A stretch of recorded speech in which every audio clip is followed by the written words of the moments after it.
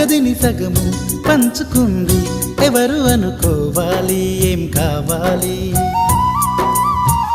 మదిని బరువు పెంచుకుంటూ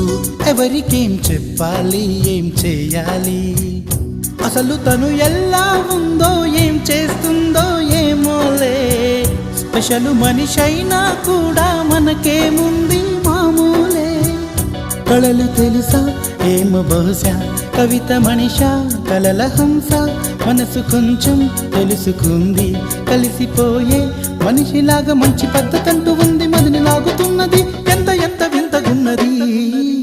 వెన్నెల్లో హాయ్ హాయ్ మల్లెల్లో హాయ్ హాయ్ వరాల జల్లే కురిసే